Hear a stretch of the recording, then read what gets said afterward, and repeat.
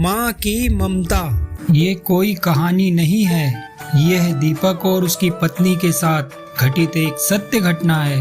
दीपक और उसकी पत्नी रिया देहरादून में रहते हैं।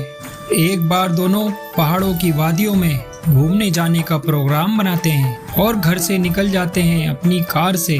कई दिनों छुट्टियां बिताने के बाद जब अपने घर को लौट रहे थे, यही कोई रात के 11 सवा 11 का टाइम हुआ होगा। शहरों में तो नहीं, लेकिन पहाड़ों पे रात 9-10 बजे ही ये समझिए कि रात ज्यादा हो गई है। रात ज्यादा होने की वजह से रास्ते पे कोई गाड़ी नहीं दिख रही थी। दीपक बाबू का घर मुश्किल से 75 किलोमीटर की दूरी पर देहरादून के एक पहाड़ी गांव में था। मुसीबत ये थी कि महीना सावन का था और ऊपर से जोरों की बारिश भी हो रही थी और उन्हें अपने घर पहुंचना भी जरूरी था। अतः उन दोनों पति पत्नी ने रात को ही घर जाने का निश्चय किया। बारिश के कारण धीरे धीरे वो दोनों आगे बढ़ते जा रहे थे। वो अभी आधी दूर ही गए थे कि एक मोड़ ऐसा आया कि सामने कुछ दिखाई ही नहीं दे रहा था। ऊपर से बिजली भी कड़क रही थी।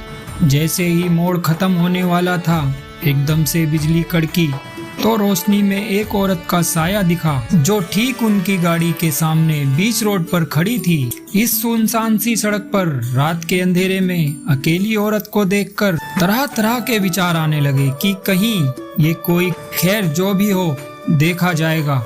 ऐसा सोचते हुए उन दोनों ने अपनी गाड़ी धीरे धीरे आगे बढ़ा दी। लेकिन बिजली को अचानक न जाने क्या हुआ कि अब बार बार लगातार चमकने लगी थी और उस बिजली की चमक में वो औरत दूर से ही साफ दिख रही थी। वो औरत उन्हें रुकने का इशारा कर रही थी। उसे देखकर दीपक बाबू की पत्नी की तो हालत ही खराब हो रही थी। लेकिन गाड़ी जब पास पहुंची तो दीपक बाबू को उसकी हालत देखकर लगने लगा कि ये औरत शायद कोई मुसीबत में है। दीपक बाबू जब रुके तो वो औरत उनसे हाथ जोड़ते हुए बोली, भाई साहब प्लीज मेरी मदद कर दीजिए। तेज बारिश और पहाड़ी ढलान होने की वजह से मेरी गाड़ी का एक्सीडेंट हो गया है। मेरी गाड़ी इस पहाड़ी ढलान से नीचे गिर गई है। उसमें मेरी 1 साल की मासूम बच्ची है।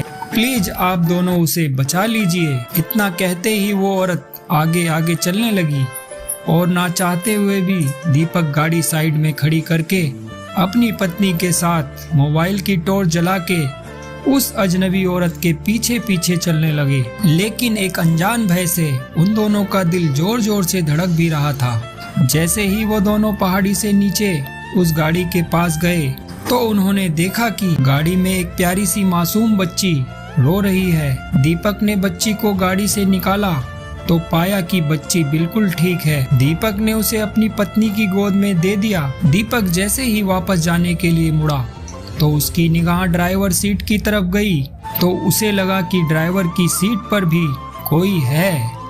जब उसने आगे जाकर देखा तो उसके होश उड़ गए, क्योंकि ये वही औरत थी जो इन्हें यहाँ लेकर आई थी। लेकिन यहाँ तो वो खून से लथपथ होकर मरी पड़ी थी। दीपक को अब सब कुछ समझ में आ गया था। वह दोनों पति पत्नी बच्ची को अपनी गोद में लेकर ऊपर आ गए और वहां से अपने घर के लिए निकल गए। रास्ते में उसकी पत्नी ने पूछा वो औरत कौन थी, फिर वो औरत दिखाई क्यों नहीं दी, कहीं वो कोई। दीपक कुछ देर बच्ची को देखता रहा और बोला वो एक माँ थी, तड़पती है जो अपने बच्चों के लिए, वही एक माँ थी वो। उस बच्ची और उसकी माँ की ये कहानी सुनकर मेरी आंखें भी थोड़ी तो नम हो ही गई हैं। दोस्तों अगर कोई मुसीबत में हो सके तो उसकी हेल्प जरूर करना। और दोस्तों कहानी पसंद आई हो तो प्लीज लाइक जरूर करके जाना। धन्यवाद।